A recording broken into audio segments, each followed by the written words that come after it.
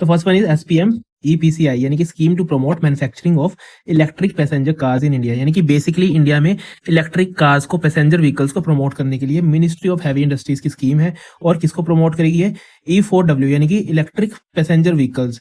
और इसमें कौन कौन सी कंपनीज एलिजिबल है? ऐसी कंपनीज जिनका ऑटोमोटिव यानी कि ऑटोमोबाइल से 10,000 करोड़ का रेवेन्यू है और साथ में they are ready to invest at least 3,000 crore in fix assets. ठीक है, फिक्स एसेट में 3,000 करोड़ वो इन्वेस्ट करने वाली है।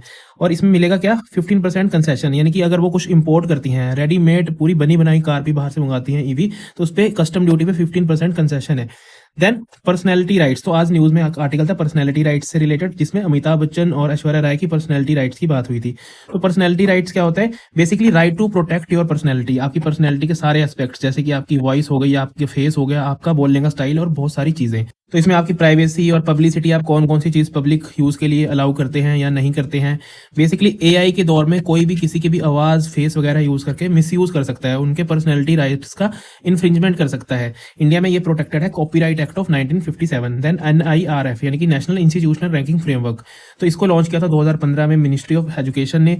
ये हायर एजुकेशन इंस्टीट्यूशंस को रैंकिंग देता है, उनको रेट करता है बेस्ड ऑन देयर परफॉर्मेंस। तो क्या क्या क्राइटेरिया है? Teaching, learning and resources, then research and professional practices, graduation outcomes, outreach and inclusivity and peer perception. Then next is E sign. तो recently election commission of India ने अपने ECI net portal पे ई sign की एक सुविधा दी है, यानी कि आप अपना आइडेंटिटी, अगर आप अपना फोटो, नाम वगैरह कुछ चेंज करना चाहते हैं, एड्रेस चेंज करना चाहते हैं, तो आप ऑनलाइन चेंज कर सकते हैं। और आपको अपनी आइडेंटिटी वेरीफाई करने के लिए ई साइन एक तरह से क्या यूज करना पड़ेगा? आधार लिंक्ड फोन नंबर, आधार लिंक्ड फोन नंबर पे आपका OTP आएगा और फिर आप चेंज कर सकते हैं। ECI नेट हमें पता है कि एक सिंगल पॉइंट डिजिटल इंटरफेस है, पोर्टल है इलेक्शन कमीशन ऑफ इंडिया का।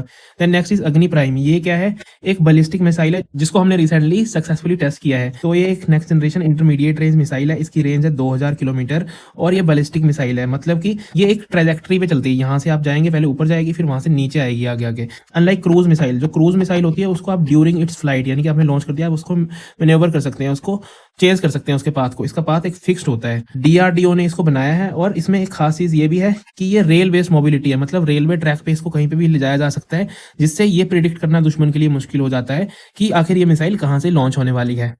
तो this is all for today. जो एनालिटिकल टाइप करंट अफेयर्स हैं वो वीकली में डिस्कस हम करेंगे।